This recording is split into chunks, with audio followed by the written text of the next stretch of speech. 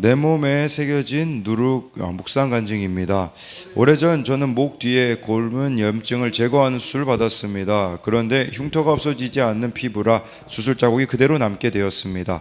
긴 머리일 때는 티가 잘 나지 않았는데 단발로 자른 후부터는 사람들에게 목 뒤가 왜 그러냐는 말을 자주 들었습니다. 어느새 목의 흉터는 제게 컴플렉스가 되었고 저는 이 흉터를 덮기 위해 타투로 목 뒤에 십자가를 크게 새겼습니다. 하지만 이내 타투 중독이 되어 이후에도 여러 모양의 타투를 몸에 새겼습니다. 그러면서 그 중에는 성경 구절도 있으니까 괜찮다며 합리화했습니다. 가족은 이런 저를 걱정하여 강하게 제지했지만 그럴수록 저는 가족이 나를 이해해 주지 않는 것 같아 큰 상처를 받았고 죽고 싶은 마음까지 올라왔습니다. 그러면 저는 힘든 마음을 해소하고자 또 타투를 하러 갔습니다. 제가 타투를 하러 가는 것은 차마 자해는 못하니 나를 내 대신에 몸에 상처를 내줄 사람을 찾아가는 것과 같았습니다. 타투를 받을 때의 고통은 제게 쾌락을 즐긴 것에 대한 벌이었고 저는 아픈 만큼 내 죄가 사해질 거라 생각했습니다. 결국 중독이 잘못된 죄의식을 낳고 그것이 또 다른 중독에 빠지게 하는 악순환을 가져온 것입니다. 그렇게 가족과 대립을 지속하던 어느 날 저는 울면서 나 정말 죽고 싶은데 자살이 죄라고 해서 죽지 못하고 있는 거야 라고 가족에게 말했습니다. 그러자 아버지는 내가 그런 말을 하면 아빠가 어떻게 살겠니 하며 많이 속상해 하셨습니다. 그런데 저는 그 말에 정신이 번쩍 들었습니다. 그동안 가족 중에 아무도 나를 이해해 주지 않는다고 생각했는데 아버지가 저를 받아들이려고 노력하시는 것이 느껴졌기 때문입니다. 교회 공동체에 이 일을 나누니 한 지체가 어린 양 예수님이 죄인인 우리를 대신해 십자가를 지심으로 우리가 구원받았는데 왜 그것을 믿지 못하니? 라고 했습니다. 그러자 타투 중독은 제가 세상 쾌락이라는 누룩을 제하지 못해 온 사건임이 인정되어 눈물로 회개하게 되었습니다. 하지만 단번에 중독이 끊어지지는 않았습니다. 그런데 신기하게도 예전만큼 타투를 하는 것이 즐겁지 않았습니다. 요즘도 유혹이 올라오지만 그때마다 내 몸에 새겨진 타투 누룩과 십자가 표적을 기억하며 죄의 유혹을 다 불살라지기를 기도하겠습니다. 적용하기: 타투를 하고 싶은 유혹이 올라오면 교회 공동체에 즉시 나누고 기도를 부탁하겠습니다. 가족에게 저희 잘못을 지적받을 때 겸손히 받아들이고 인정하겠습니다. 이 타투가 그 문신을 말하는 거거든요. 그러니까 여기도 그렇게 말하잖아요. 제가 문신하러 가는 거는 자해는 못하니 나를 대신에 몸에 상처를 내줄 사람을 찾아가는 것 같았고, 타투 받을 때 고통은 마치 죄의 쾌락을 즐긴 벌, 또 아픈 만큼 내 죄가 사해질 거라고 생각을 했는데 결국 이것은 중독일 뿐인 것이죠. 그래서 정말 우리가 그 하나님의 자리 또 예수님의 자리를 이렇게 중독으로 대신하는 것들이 참 너무나도 많이 있다라는 거예요. 이렇게 뭐 드러나는 것도 있겠지만 드러나지 않는 것들도 우리 안에 참 많이 있음을 봐야 합니다. 그리고 이 유혹이 지금도 올라오고 있지만 중요한 것은 그 유혹을 어떻게 대처하느냐라는 거예요. 그러니까 우리가 이 죄라는 게 뭐 단번에 끊어지겠습니까? 계속해서 내가 넘어진 그 죄의 영역에 있어서는 유혹이라는 것이 올라오거든요. 근데 중요한 것은 그것을 어느 방식으로 해결하느냐, 이것을 우리가 주목해야 되는 것이죠. 오늘은 출애굽기 12장 1절부터 이렇게 20절까지 이제 마지막 10번째 재앙 가운데 이스라엘 백성들은 그 재앙을 피할 수 있는 길을 가르쳐 주십니다. 1절에요. 여호와께서 애굽 땅에서 모세와 아론에게 일러 말씀하시되, 좀 여기에 특이한 표현이 한 가지 있어요. 애굽 땅에서라는 단어가 나왔죠. 지금까지는 모세와 아론에게 말씀하셨다라는 것만 나왔는데 여기는 애굽 땅에서라고 해서 이 애굽 땅이라는 말은 바로 유월절 규례가 주어진 곳도, 그 규례가 처음 시행된 곳도, 또 바로 왕을 비롯해 유월절 규례를 지키지 않은 이들이 모든 처음 난 것을 하나님께서 두루 다니시며 치실 곳도 애굽 땅임을 이렇게 언급하기 위함이다라는 겁니다. 그래서 여기서 첫 이 규례가 시작이 되거든요. 그래서 2절에 이 달을 너희에게 달의 시작 곧 해의 첫 달이 되게 하고 해서요. 이 유월절을 이제 우리로 말하자면 이제 첫 달로 삼아야 된다라고 했거든요. 그러니까 그 당시를 보면요. 대부분 뭐 고대 근동에 위치한 열방들, 가나안 족속들은 대개 자연 생물이 계절에 따라 태동, 성장, 죽음을 맞는 반복적인 순환 구도에 이 신화적인 요소를 결합하여 봄의 신년 축제를 거행했거든요. 그러나 하나님은 봄에 하지 않는, 그리고 이 유월절의 시작이 첫 달이라고 가르쳐 주심으로써 이것은 우리들에게 무엇을 말하는 거냐면, 여러분들이 예수님을 믿은 그것이 진정한 인생의 시작이라는 거예요. 1월 1일이 시작이 아니라 예수님을 믿은 그날이 우리들에게는 유월절이라고 할 수가 있는 것이겠죠. 그래서 이 2절에 대한 적용 질문은, 내가 예수님을 믿어 구원받은 날이 내 인생의 진정한 시작임을 인정합니까? 네, 3절에 너희는 이스라엘 온 회중에게 말하여 이르라. 이달 열흘에 너희 각자가 어린 양을 취할지니 각 가족대로 그 식구를 위하여 어린 양을 취하되 라고 해가지고요. 이달 열흘에, 이게 14일에 유월절이 지켜지거든요. 근데 10일부터 어린 양을 준비하라고 이렇게 말씀해 주고 있습니다. 근데 이 어린 양은 누구를 말하는 거냐면 이후에 예수님을 예표하고 있는 거죠. 그러니까 이 죽음 같은 사건 가운데 여러분들이 예수 그리스도를 붙잡는다면 살아나는 계기가 되어진다라는 것을 말씀해 주고 있고, 그리고 이 흠 없는 이 어린 양은 거룩하고 악과 더러움이 없으신 예수 그리스도를 상징한다라고 할 수가 있습니다. 4절에 그 어린 양에 대하여 식구가 너무 적으면 그 집의 이웃과 함께 사람 수를 따라서 하나를 취하며 각 사람이 먹을 수 있는 분량에 따라서 너희 어린 양을 계산할 것이며, 그러니까 이 이스라엘 회중은 각자가 어린 양을 잡되 가족대로 어린 양을 취해야 한다라는 거예요. 우리 각자도 예수님을 믿고 영접할 때 하나님의 자녀가 되는 권세를 얻잖아요. 그러나 이 유월절 식사는 가족 단위의 공동 식사였어요. 예수님 당시에 이게 이어질 때는 기본 단위로 한 10명 정도 이렇게 같이 식사하며 유월절을 지켰거든요. 이건 우리들에게 두 가지를 말해주고 있어요. 하나는 가족의 구원까지 가야 된다, 이걸 말씀해주고 있어요.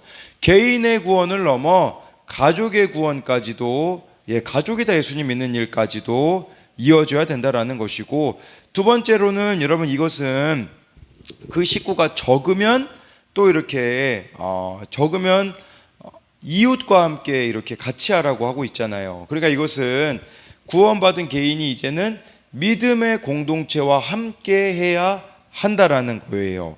그래서 이렇게 하나님이 명령하시는 이유는 식구가 적다는 이유로 유월절 어린 양을 먹지 못하는 상황이 벌어지지 않게 이렇게 함께 지키기 위함이다라는 거죠. 그러니까 첫 번째는 가족의 구원, 두 번째는 여러분들이 믿음의 공동체에 함께 속해 가야 하는 이 믿음의 가족을 또 여러분들이 같이 믿음의 이 공동체 가운데 있어야 되는 거죠.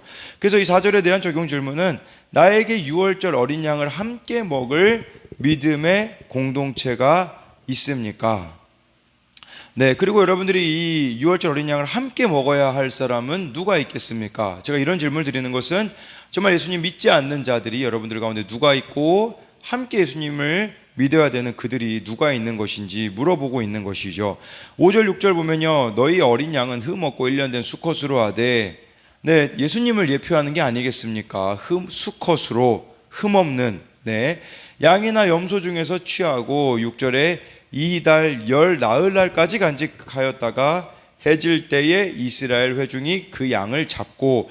여러분, 이거 우리가 좀 봐야 되는 부분이 있어요. 그건 뭐냐면 3절에 보면 열흘에 그러니까 10일에 있잖아요, 어린 양을 미리 취해 놓는 거예요. 그 다음에 이제 나흘이 지난 14일 날 그 양을 잡는 거예요. 그러니까 이것은 4일 전에 미리 유월절 어린 양을 준비해야 된다라는 것이거든요. 이건 무엇을 말하는 걸까요? 예배에 대한 여러분 태도가 준비가 있어야 된다라는 거예요. 그냥 6월절 양 막 14일에 부랴부랴 준비하는 게 아니라 10일부터 사흘 전에 미리 준비함으로써 정말 이 예배에 임하는 우리의 임무와 자세를 돌아봐야 된다라는 거죠.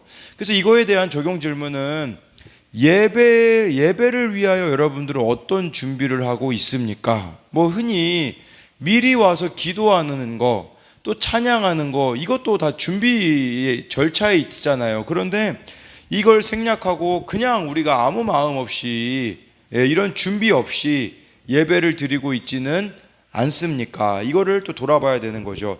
또 한 가지, 나흘 동안 이렇게 간직하라는 것은요, 백성의 믿음을 테스트하기 위함이에요. 나흘 동안 막 마음이 변할 수 있거든요. 막 양이 아까워서 다른 방법을 찾거나 배가 고파 막 양을 잡아먹을 수 있거든요.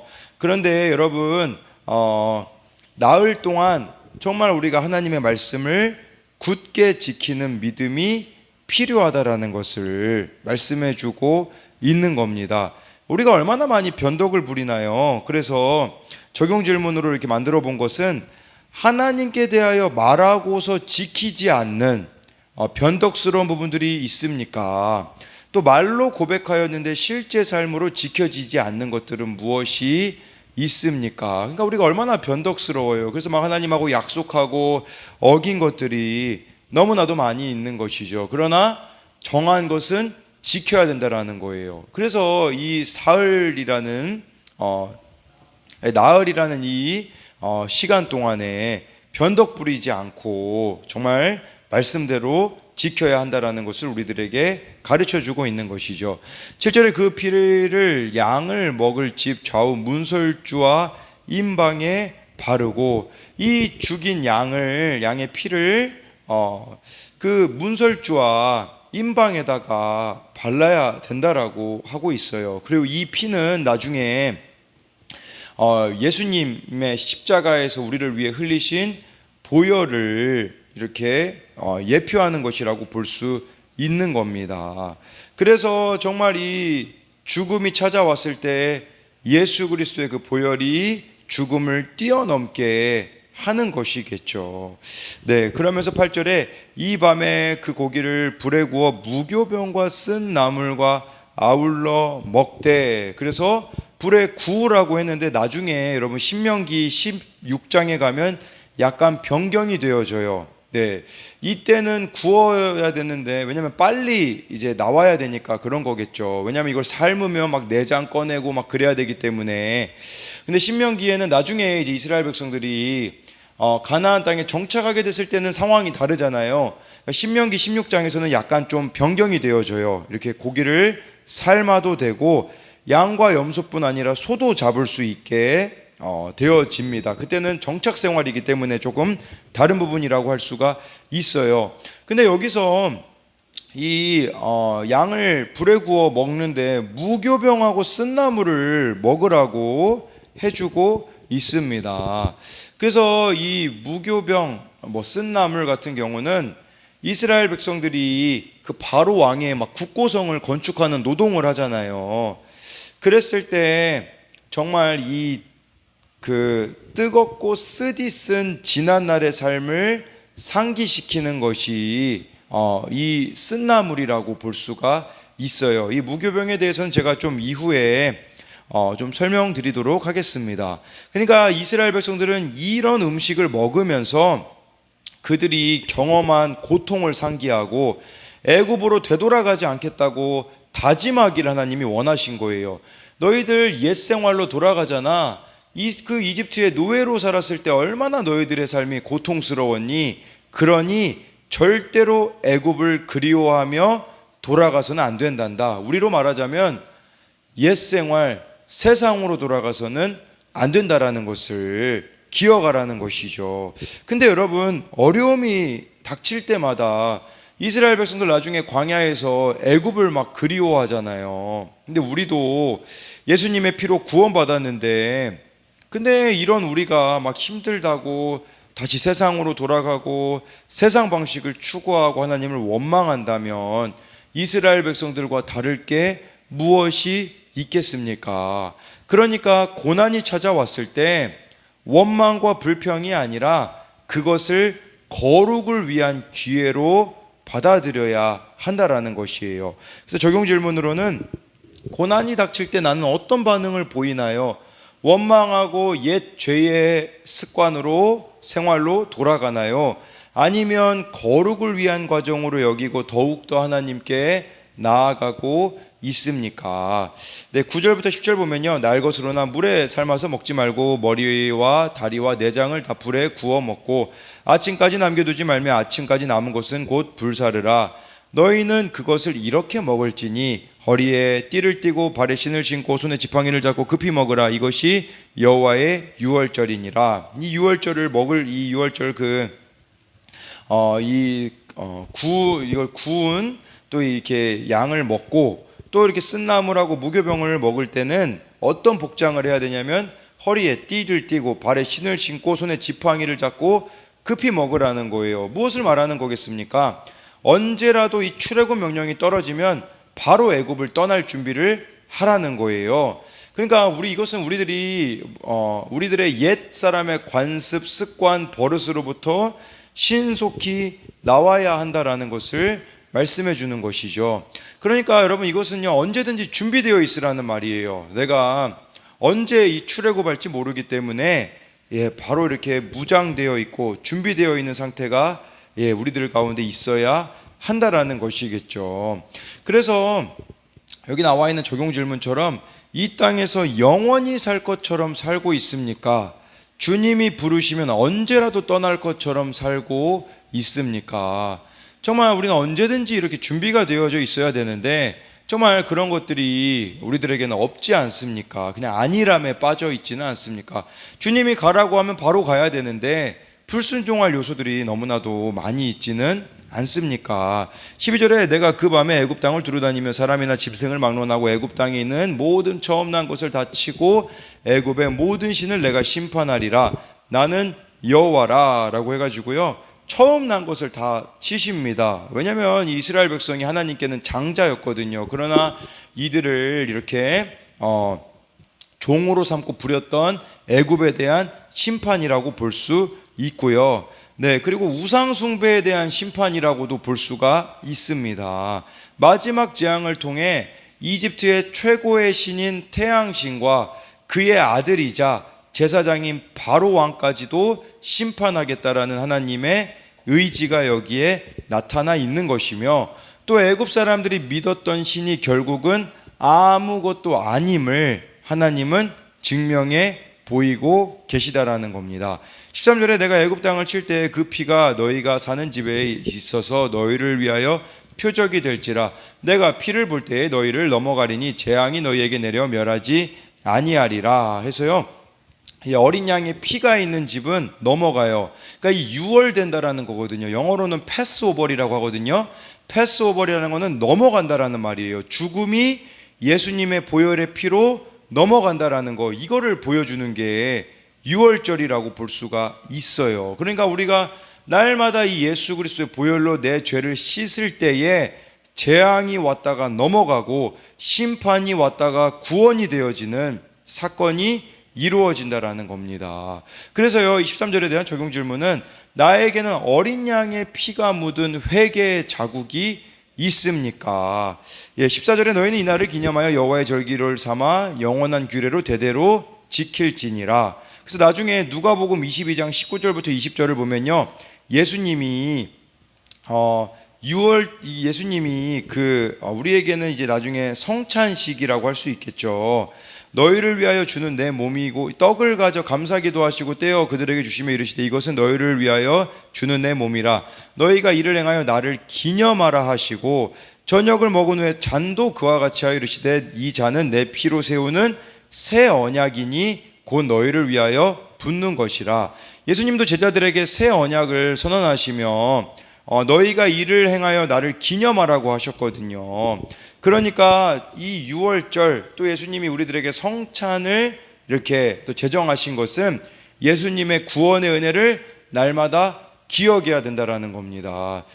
지금 우리 교회 같은 경우에 한 달에 한 번 하지만 그 당시에는 매주 모일 때마다 성찬식을 했거든요. 이것은 우리들에게 날마다 예수님의 그 십자가의 보혈의 은혜를 잊어서는 안 된다라는 겁니다. 14절에 대한 적용 질문은 매일의 삶 가운데 나는 어떻게 예수님을 기억하고 있습니까? 15절에 너희는 이래 동안 무교병을 먹을지니 그 첫날에 누룩을 너희 집에서 제하라. 무릇 첫날부터 일곱째 날까지 유교병을 먹는 자는 이스라엘에서 끊어지리라. 6월절 다음에 이제 무교절이 이어지는 거예요. 1월 14일이 6월절이었다면 이 이스라엘 달력으로요. 15일부터 1월 15일부터 21일까지는 무교절이기 때문에 뭐 계산해 보면요. 이게 8일 동안 그러니까 무교병을 먹는다고 보셔야 돼요. 왜냐하면 6월절 지킬 때도 무교병을 먹었잖아요. 네, 근데 여기 중요한 것은 누룩을 집에서 제해야 된다라는 것을 말씀해 주고 있어요. 누룩이 무엇이겠습니까? 이 누룩이라는 것은 고린도전서 5장 7절 8절에 바울이 바로 이 묵은 누룩을 버려야 된다라고 하거든요. 이 죄를 말하는 거예요. 내 안에 있는 죄를 버리고 이 묵은 누룩을 버려야 된다고 하면서 고린도전서 5장 8절에 이렇게 말씀해 주고 있어요. 오직 순전함과 진실함의 떡으로 하자. 우리 안에 이 묵은 누룩 죄를 버리고 순전함, 진실함이 있어야 한다라는 거예요. 그러니까 누룩을 집에서 제거한다라는 것은 하나님의 명령을 어길 가능성을 미리 차단해야 된다라는 겁니다. 누룩을 남겨놓으면 무교절 규례를 어길 가능성이 있었거든요. 마찬가지로 우리도 내가 이 죄에 넘어질 걸 알면서도 여지를 남겨두는 사람들이 너무나도 많이 있습니다. 죄를 지을 만한 그 여지를 남겨둬서는 안 된다. 죄를 지을 수 있는 환경을 방치해 놓아서는 안 된다라고 우리들에게 말씀하시는 것이 바로 이 누룩을 제하라는 거예요. 적용 질문으로는 예수님을 믿은 후 제하여 버려야 할 누룩 같은 옛 습관이 무엇이 있습니까? 내가 제거해야 하는 죄의 가능성과 바꾸어야 하는 환경은 무엇이 있을까요? 그래서 시간 관계상 빨리 그 다음 것들을 설명드리면 16절에 너희에게 첫날에도 성회요 일곱째 날에도 성회가 되리니 너희는 이 두 날에는 아무 일도 하지 말고 각자의 먹을 것만 갖출 것이니라. 아무 일도 하지 말래요. 정기적으로 집중해서 주님만 바라보는 시간을 기억해야 된다라는 거예요. 여러분, 신앙은 기억입니다. 하나님이 우리에게 행하신 일들, 하시는 말씀을 기억하는 것인데 이 16절에 대한 적용 질문은 따로 하나님께만 집중하는 시간을 가지고 있습니까?